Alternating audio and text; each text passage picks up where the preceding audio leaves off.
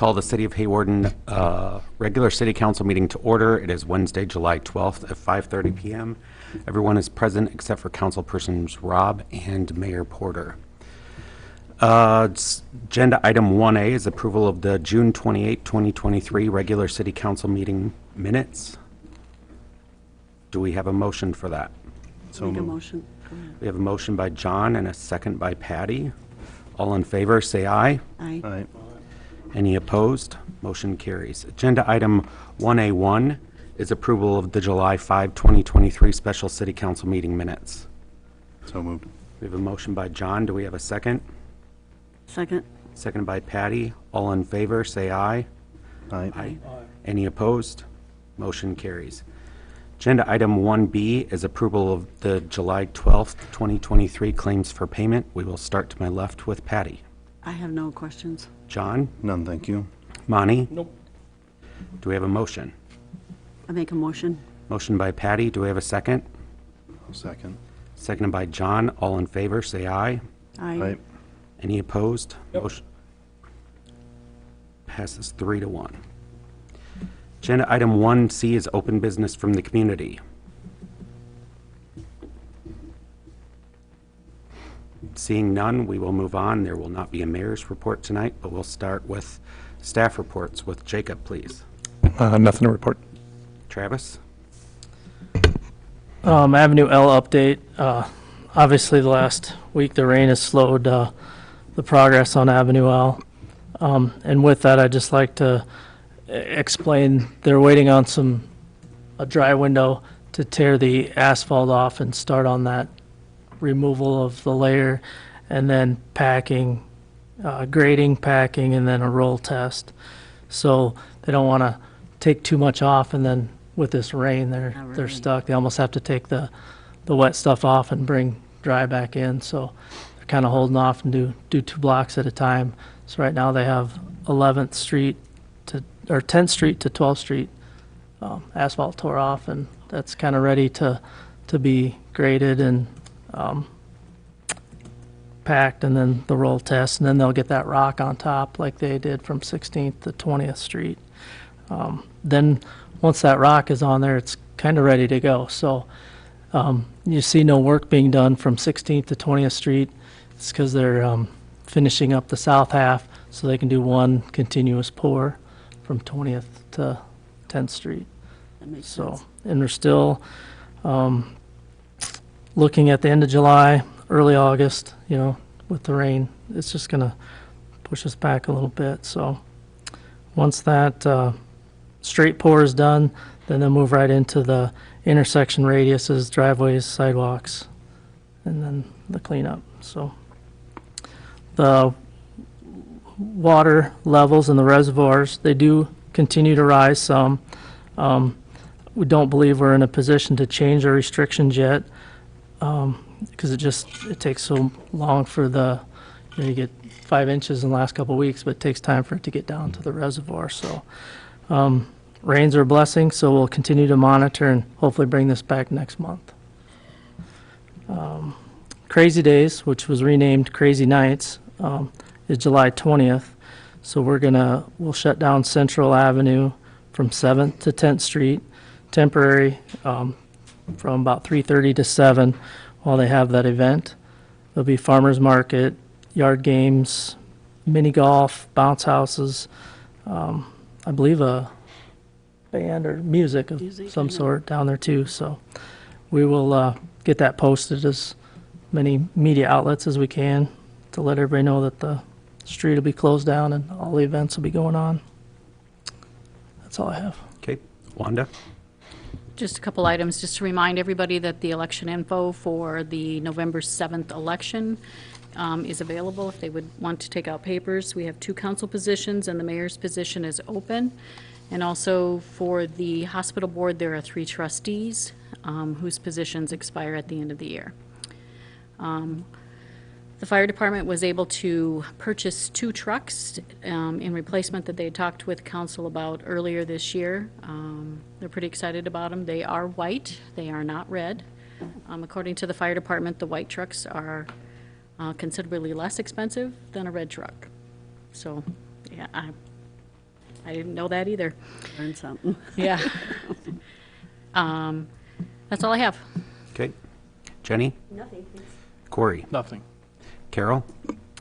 I'm just continuing to work with the USDA, getting in another $124,000 for my revolving loan fund.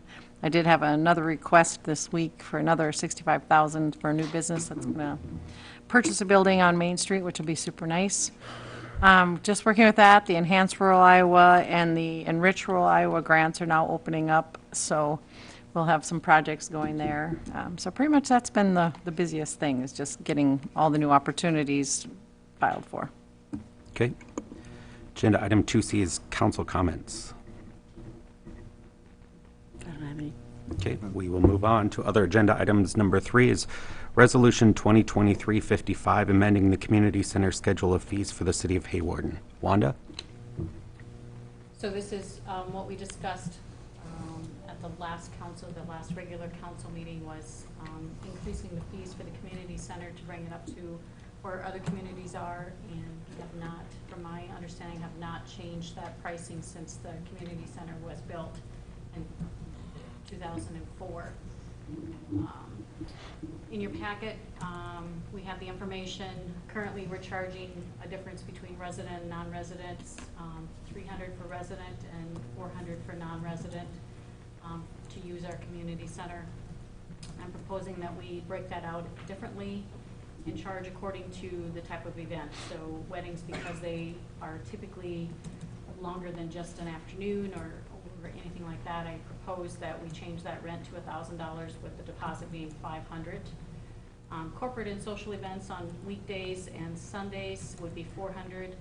Corporate and social events on Saturday would be $600, and then nonprofits, chambers, funerals would be the $250, which would cover the cleaning fee. All of those rental amounts do include the cleaning fee. We left the additional setup days, sometimes for weddings or events, they want to have an extra day. We left that at the 50, and then the meeting rooms on the second floor, we left that at 25.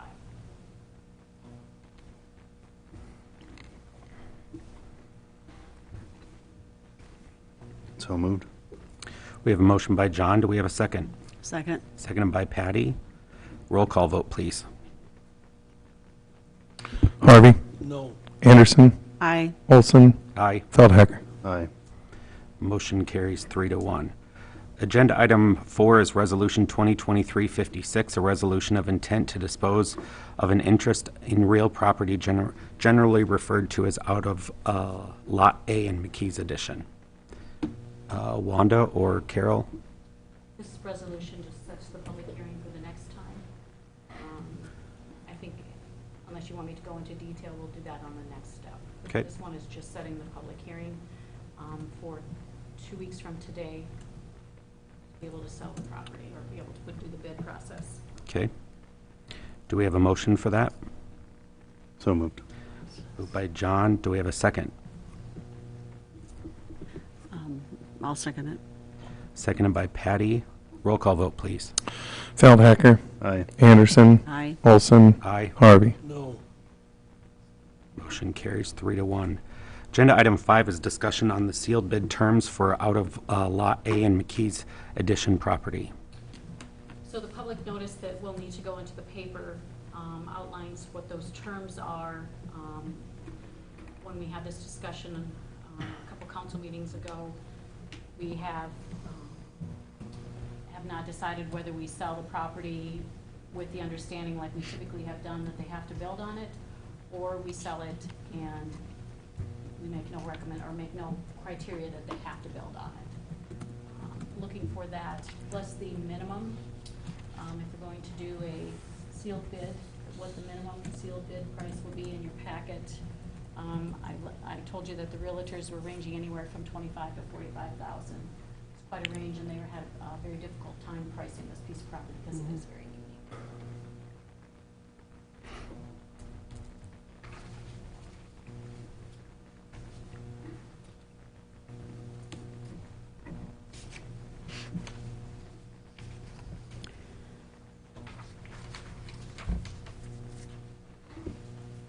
So we're in the discussion part. Yes. Make sure I wasn't interrupting you. No, I'm sorry, yes, no, looking for discussion. Okay, I understand that, the city has, when they sell land, they typically go through the bid process. And you got a estimate of 25,000 to 30,000 from the realtors, and it would be a difficult piece of land to value. And it's also, next to the river, behind houses, in a flood zone. I would be surprised if someone wanted to build a house back in there, down by the river. I would like to take the criteria out of there that the house has to be built back there. That's one thing. Property owners have talked to me about this, and just concerned about, that property and being sold to the wrong people and the wrong thing being done back there and causing a big problem with the pit and the houses that it is right behind. I would like, the one thing is just, I would take off the criteria to have to build back down in there. That's just a suggestion. And looking at the 25,000 to 30,000, could we suggest a minimum bid of 20,000? I'm just saying it to you and saying it to you all. It's 25 to 45,000. Do you want to go with the realtor? Well, I mean, that's their range, but I wouldn't personally go lower than their range. We could always say no. Yeah, true. We could go with the 25. I mean, you can always say no when you get through it if it isn't something that is working, and, okay. One thing I do want to clarify, the property, actually, the 6.5 acres, only part of it is in the flood zone. There's 1.6 acres that I is thought it not was in the flood zone. Is that up by that gravel road? Yes, Kind of where it Yep, by is Sandwalk. upward? Okay. yep. So there would be sufficient space to build just as information only. On that, if they could get access to the gravel road to get to it. Well, they or would still have behind. access to, they would still have, let me bring that up a second. Yeah, 25th Street. That's what I was gonna ask. I think I asked last time, but is there access? I mean, is the city gonna have to grant any easements or? I don't know. No, there's a city right away at the end of a street there. Are you talking the street that, actually, No, it's not landlocked. it's 25th of Street where it just goes toward, yeah, that one, okay. So you could possibly have access there. Yeah, you would have access there because that property encompasses that access. So it's possible they would have access there, because they most likely wouldn't, I can't say, but what I've been told, might not have access on the gravel going in. A little higher. Oops, thank you. Now I can see yeah, I get what you're, So here's Forgot 25th about that Street. one. That would be the access that they would have for that piece of property. Because this is privately owned, Sandwater Drive is, so it is. their access would be off of the corner of Avenue B and 25th Street right here. And which part is not in the flood zone? It's about right Up here. in there. Yeah. So when they come in on 25th, they would have to go behind Caskey's house and Sanderson's to get to it? Yep. Ooh, wow. It's approximately like this. Is what's out of the flood zone. Okay.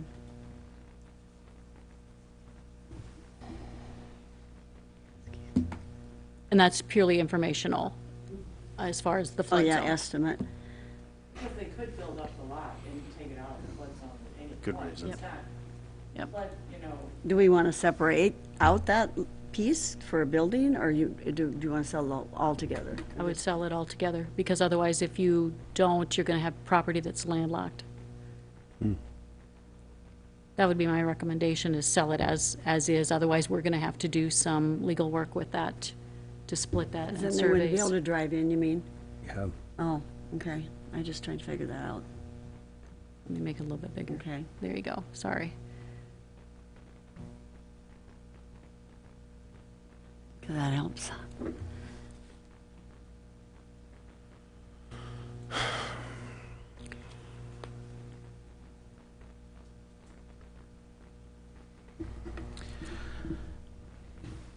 John, what are your thoughts? I really don't have a particular bias. I mean, I do appreciate having some sort of stipulation to have something done with it. So there is some income generated from that property, a little more substantial, but I'm not strongly held to that belief either. One of the questions that I have, if we take this a step further, just planning for the bid process. So if you don't put a stipulation on it, how are you going to award the bid? Just on purchase price alone? And that's what I'm asking. It makes no difference to me. I just need to know, when it comes back to the council, how are you going to award that bid? Just solely on purchase price? Or bid price, sorry. You know, that's something else to think about as far as how that criteria looks before we get into the process of doing that. If you want to do it strictly on price, we can certainly do that, but we need to make sure that that's in the public hearing information, correct, Jenny? Yeah, what other condition or terms are you thinking, like, when you say that? Like usage, or? Well, it would be, What would it be based on? it's either based on just price or price and what you're going to put on it. And yeah, from a legal standpoint, I would not Yep. go into what the use or what you're gonna do, because I think you get into some gray area as far as bias or just, I wouldn't do that. So if you have two identical bids, one's not going to bid or build and one is going to build, how would you, Two identical bids, I wouldn't take either one, okay, rebid it. okay. Would you have to go through the process again of posting? Okay,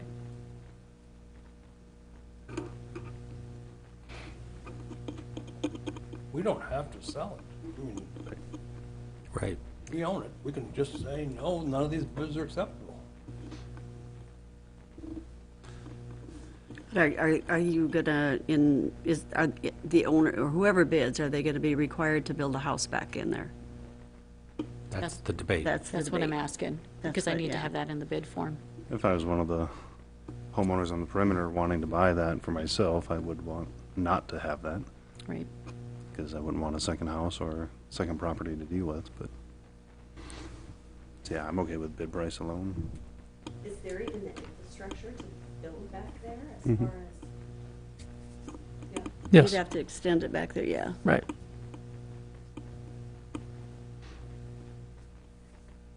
Okay, so is that the direction? Go on bid alone? And set John, the you good minimum with bid that? amount at 25,000? Okay with it. Okay, That's what I'd want if I was a homeowner. No, because I'm not, no, not a minimum. okay. Because that obligates me to sell it if somebody meets the minimum price. But we can put that language in the bid criteria that seller can reject all bids?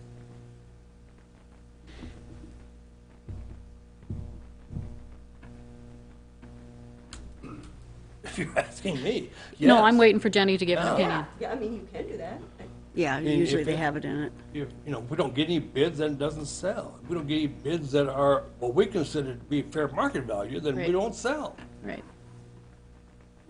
Usually he'll have that in there. Yeah, I'd put it in, that you have the option to reject all bids. That way, you do have the option. Well, I think that's a given, isn't it? The person who owns it can say no. Okay, so option to reject all bids. Typical language that we've had before is parcel is sold as is, parcel is sold is subject to zoning. The buyers has to pay for the abstracting, So it's sold as a quit claim deed.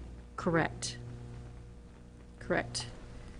And I have it quick claim deed within 30 days of council approval after the bids have been opened, so we can move forward. The only question I have about the minimum bid, if we don't even meet our criteria, then we reject them all, we start the bid process over. Would you rather have a minimum bid?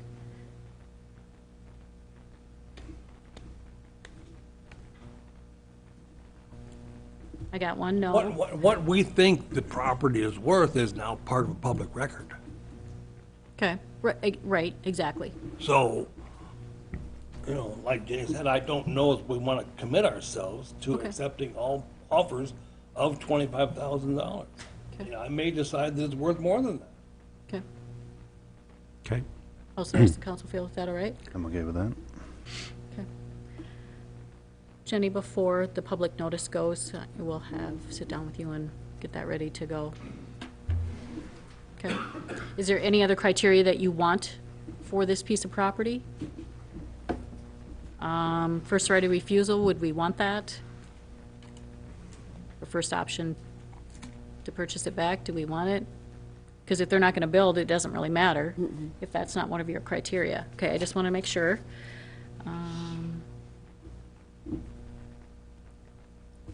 Okay, that's all the questions I have. We will bring the public hearing back next time with the criteria for the bid process, and then we'll publish that after that. There isn't enough time to do the bid process for the August 9th meeting, so opening of the bids would be the August 23rd meeting. Okay?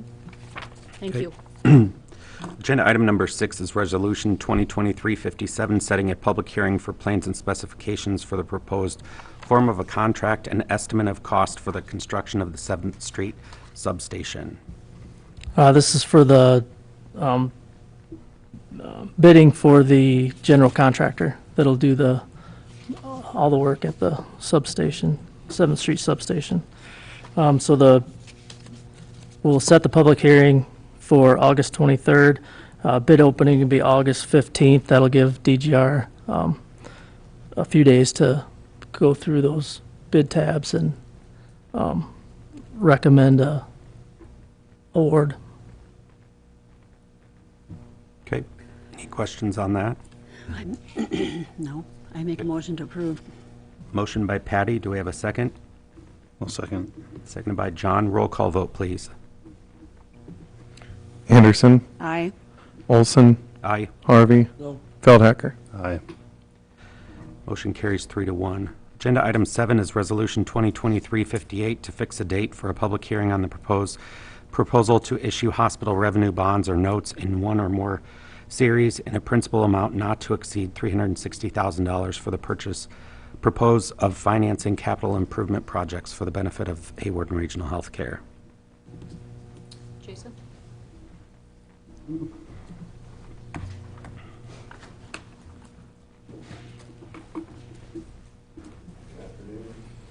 Good afternoon. When we initially took out the $8 million loan, we had also, in conjunction, applied for the Red Leg loan, which is a $360,000 loan that is paid back over 10 years with 0% interest. We did it the last project also, and we've completed that repayment. With the new MRI, there's new equipment that needs to be purchased, which is non-magnetic, so which is quite costly, and some of our infrastructure with expansion will need to be updated because it's end of life. And so we're trying to set a public hearing for this $360,000 Red Leg loan. When we applied in December, we didn't know that we were going to be awarded it because it is a very competitive loan process, and then we were notified late spring that we were awarded it. And so now my request is to set a public hearing to increase the debt by $360,000. According to the bond attorney, this does not figure into our debt. Right, correct. Any questions or comments?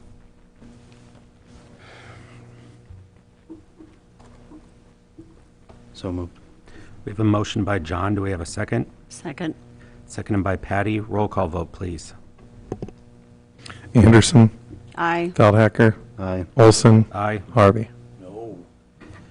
Motion carries 3-1. Agenda item 8A is the approval of the change order number 1 to Holstein Excavating. Travis?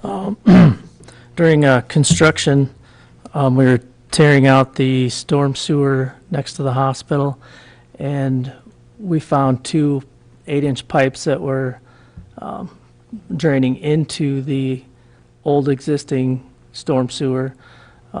Took a few days to figure out where they were going. We had no record. Found out they were the hospital's roof drains. And we took another day to try and find a solution to get those, obviously, to drain. First option, we looked at adding a manhole right where one came out. But the elevation of the new pipe that was already installed was too shallow, so we couldn't get the cap and then the lip on the manhole cover. It would have stuck out of the new construction of the road. We looked at putting a new intake in instead of the manhole, but that didn't line up with the gutter, so you can't really have an intake in the middle of the street. So the only option was to run 8-inch, 278 feet to the intersection of 12th Street to an existing intake that was designed. There was the north pipe was actually only 20 feet away from a new existing intake, so that was easier to do. They added a 8-inch clean out next to the hospital that, since it was such a long run, if they weren't able to clean out, then could cause problems in the future. We did ask the hospital to reimburse, since this was a private storm sewer drain that came from their roof drains, and they've agreed to pay the change order in full amount. So that's the change order, why it happened, and how we fixed it. Do you want to go through number 2 as well? Or that's a pay request? That's the pay request is there. The change order is on the pay request. So we will pay Holstein the work they've completed up until now, plus the change order, and then we will be reimbursed from the hospital on the change order. Okay. Do we have a motion for those two? I make a motion. Motion by Patty. Do I have a second? I'll second that. All in favor, say aye. Aye. Aye. Any opposed? Yep. You approved both, correct? Yes. Okay. Agenda item 9 is police department salary discussions. Wanda? Okay. So in your packet was the information on wage analysis from our neighboring communities. The first table on there is the one from the last fiscal year, showing where we ranked as far as the other departments, including Sioux County, for a police department or law enforcement coverage. As you can see, across the board, we are much lower than the rest of our counterparts in Sioux County. So since we are in the new fiscal year, the new information on Table 2 shows where, again, we rank as far as the wages compared to the rest of the county. And again, Corey can maybe speak to this, but a lot of this wage increase came about 3 years ago. Yeah, it was a Back the Blue bill that was passed through Iowa's legislation to help increase salaries for sheriff's offices that had a similar population as certain cities. You take Crawford County, where I came from, their comparable was Johnston, which was the most highest paid in the state. So the verbiage was shall, which forced a lot of those places to mandate it and to give those increases. And it kind of threw a lot of things out of whack as far as being competitive. The county has through their IPERS, it's a shorter retirement than what the city has. So like for me, I would be able to retire when I was 50 versus 55, same years of service. But that was always one reason to go to the county as well versus staying municipal. So it's kind of been a struggle throughout the state. Okay. The third table is what we are suggesting for wage increases to be competitive. The reason that we are looking at these at this point is because we need to refill our ranks as far as police officers, and Feel that if we offer the wages that we currently are, we probably will not get much activity as far as refilling these positions. We want to promote the hourly wage for those officers that we're trying to hire, and in addition, look for more seasoned officers instead of hiring either they haven't gone to the academy yet or are fairly new to law enforcement. The fourth table shows the overall increase from where we currently are. With that increase, proposed increase, it's a I'm just going to round it, it's a $90,000 increase for 1 year. Obviously, that's not in our budget, the budget that was just passed. One of the ways to pay for that would be the funding sources. Currently, we have $6 million plus in our general checking. Would that be a fair assessment?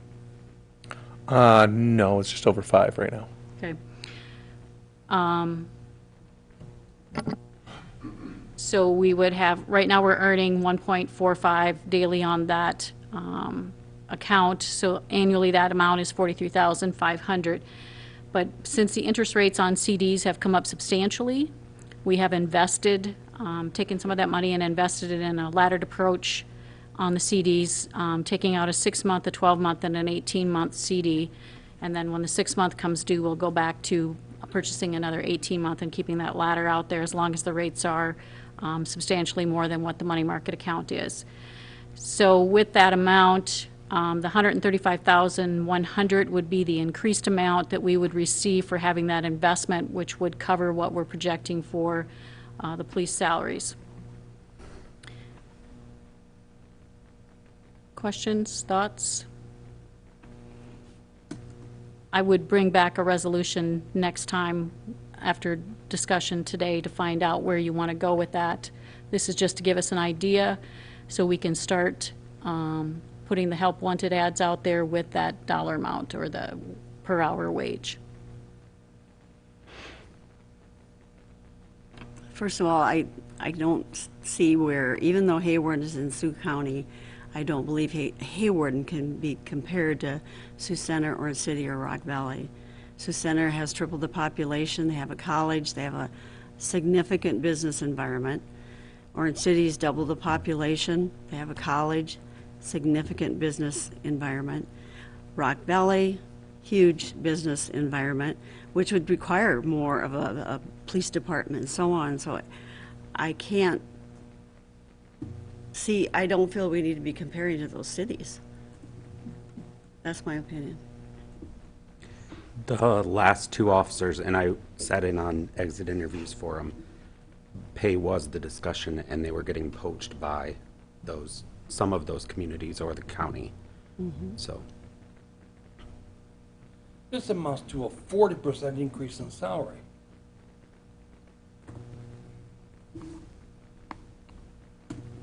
I can't, no, I can't do that.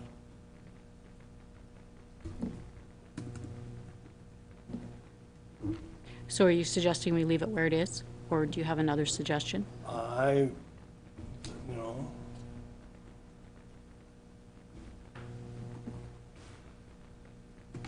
No, I passed a budget. I'm done. Okay.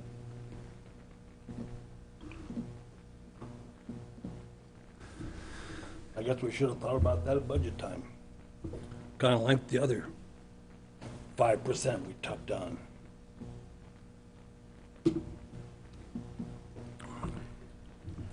That 5% was in the budget. It was hidden in the budget, I'll give you that. Nope.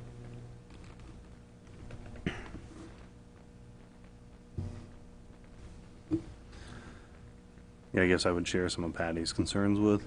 I was looking at populations, housing count, just general diversity of the town, and it does seem like we're having to compete with those bigger cities for officers and trying to keep them around, but when it comes to actual requirements, it's really hard to stomach that and say, do we have to pay that much for officers to have them in a town that doesn't really require that caliber? I mean, the caliber, yes, but the duty responsibilities perhaps may be different, but I mean, it's not uncommon for cities to try to steal an employee. They've been doing it for years, calling them up, and if there's an opening, We don't want to be the training ground either and having turnover every year or every 2 years, but Training's expensive. it sure is. But yeah, to Doc's point, it is 30 to 40% increase in a lot of ways, and even in some of the business atmospheres, that's unheard of. So, yeah, did we wait Oh, too yeah. long? Is it just not really our reality at this point? But I can Seems say like- since I started in January, just the cost of living adjustment's been 23%. And I think our raises since then have been. So has mine. I agree. And I would say as far as the calls for service and work that's here in Hawarden, I would say that we are challenged more so than those other communities that you mentioned, yeah, as far as the staffing-wise. type of calls and things like that. And the crime rate in Hawarden is, by statistics, higher than the regional town. Correct. So the calls and everything would echo that. So that too is a reality you can't ignore. And our population, when you include Ireton, because that is part of our contract, is relatively similar to Rock Valley.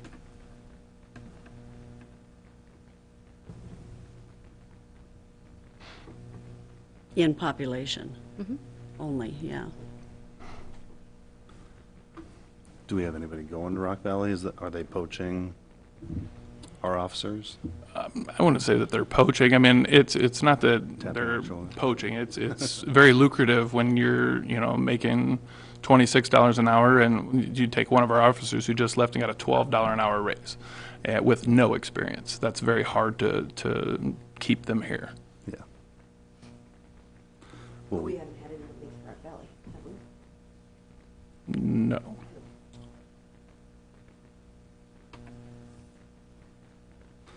yeah, my fear is they're gonna have a much bigger budget than if we go there, they're gonna Yep. go there, and it's just gonna, all we're gonna do is pay more and have the same situation.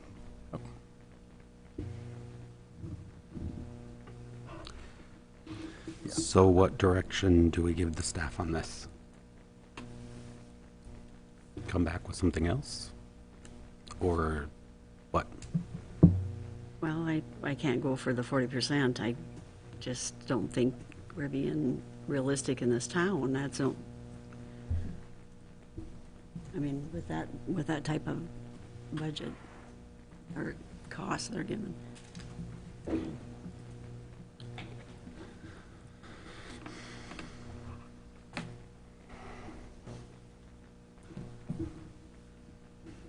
I guess my question is, what would we do if we didn't have a department?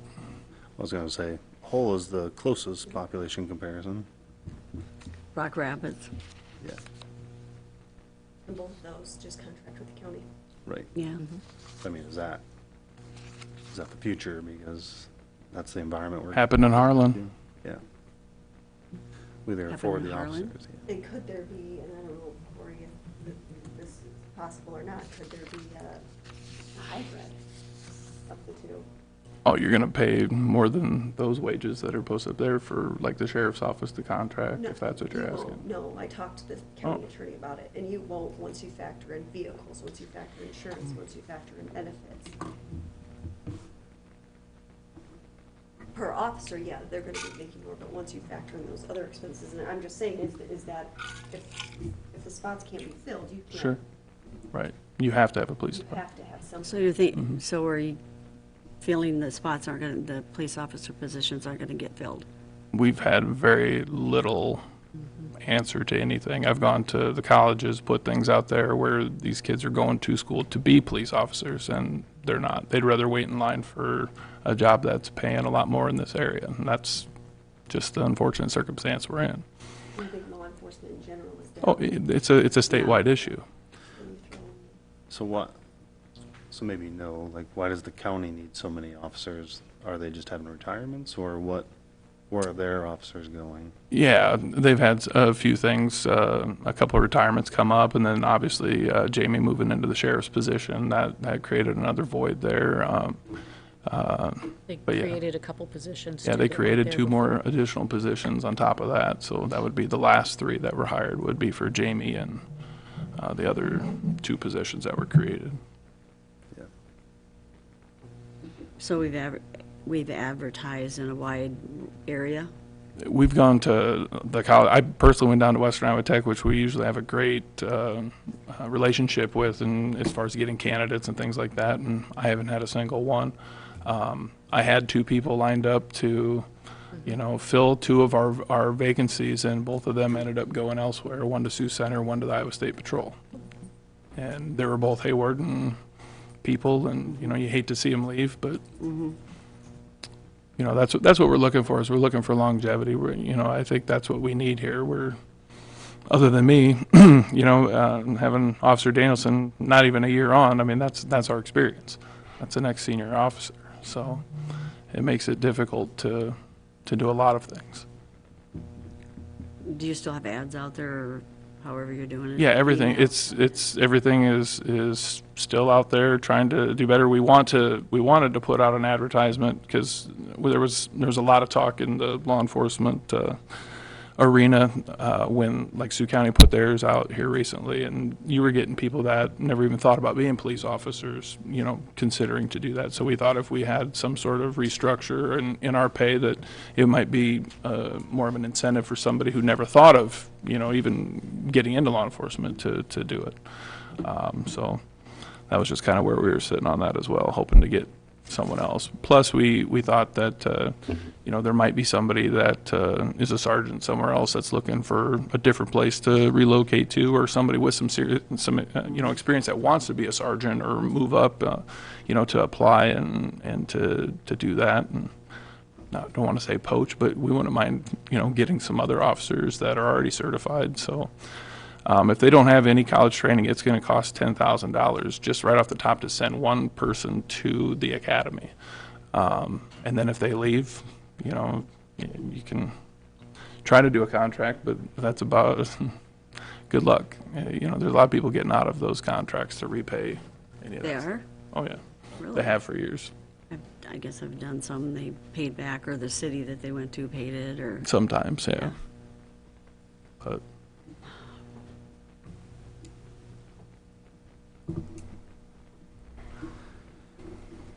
At those rates, can you get by with one less officer? For less impact to the budget?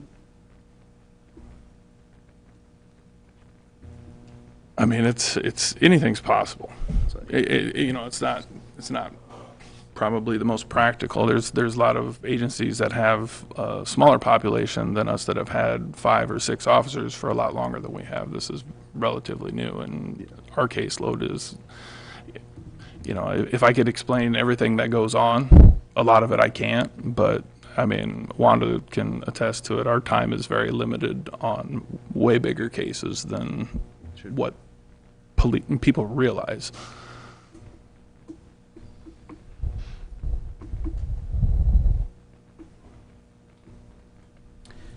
So I'm hearing the direction is come up with Plan B? And what do we want Plan B to look like? I guess I don't know at this point. You want me to keep bringing stuff back and we, Yeah, the hard part is what is that number that actually moves the needle? I mean, you can guess, yeah.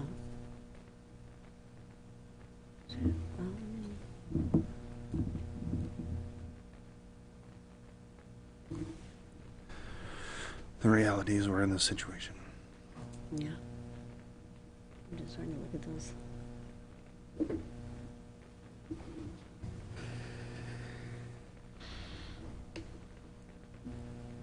what's the number you're comfortable with as far as a % increase?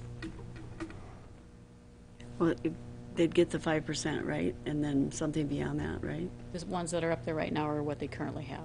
So that would be the new fiscal year numbers, Oh, the ones that we were looking at.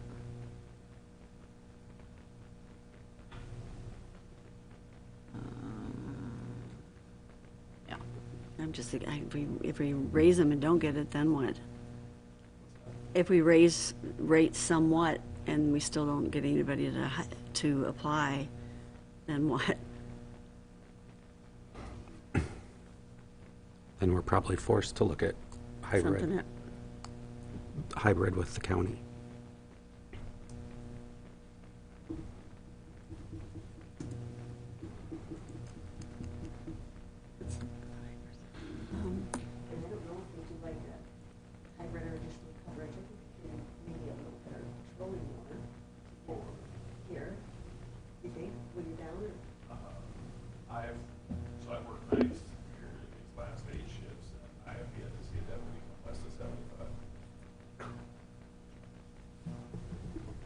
And even Hull's coverage, Holes coverage is not as good. no. The 7-to-1.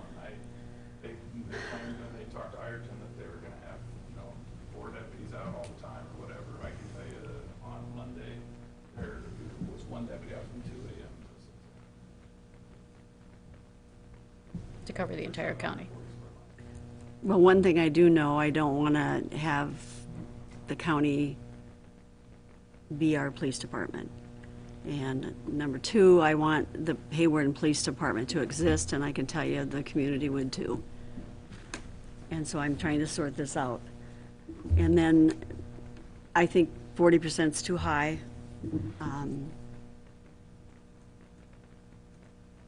Can we look at some things here like, I don't even know, I can't just pull a percentage out of my, hat right now, but I know I want the Hawarden Police Department to exist. We have to have it here. We can't rely on the county coming with what we have on. So at the end of the day, that's just, we gotta have it. So do we want to take this back and bring suggestions maybe Can we? next meeting? Is that okay? Yeah, and then I will give you some ideas too. Okay, Or we can work on a couple different ones maybe and okay. think it through a little more. Are you just needing certified officers at this point? Is that like the biggest bang for your buck out of the gate? Yeah, I mean, that helps, tremendously. It takes a lot of, there's a lot of little things that, you want to be able to provide for the community, but you can't if you're constantly training people or you're constantly, doing other things on top of the bigger cases that have to have your attention right away. That's what we want to be able to provide as far as the service back to the community is that, small town, police department. But when you're constantly running around and trying to train people and those people just start to get to know them and then they leave and then they have to relearn a bunch of new people. I think it's difficult for a smaller community as well. So I'm just looking for a way to retain employees and to, get them to apply. Hayward's a great place to live. We just have to give them a reason to, even check it out. Do you need a sergeant? What would the job duties be different between a sergeant and a certified officer? So a sergeant is kind of the leader of the patrol section of everything. I deal with a lot of the administrative stuff, a lot of the civil things, or the city code things. Sergeant is kind of like, they give a little directive to people. So yes, it would be beneficial to have somebody, but you need to have somebody that has that tenure, and the experience to do it, and it takes the right person to do it. The sergeant does a lot of the training. You don't have one right He is I, and I am him. Okay. Okay. And it would be nice to hire somebody that has the training. Right. You always know there's a high possibility of getting someone that doesn't have that training. Right. Okay, we will bring number 9 back with ideas next time from council. Agenda item 10 is a consent agenda request from Jose Lozano in doing business for the New Mexican restaurant in town for a Class C retail alcohol license. Everything is in for that. I'll make a motion. Motion by Patty. Do we have a second? Second. Seconded by John. All in favor, say aye. Aye. Aye. Any opposed? Motion carries. Agenda item 11 is adjournment. Do I have a motion? I make a motion. Motion by Patty, second by John. All in favor, say aye. Aye. We are adjourned.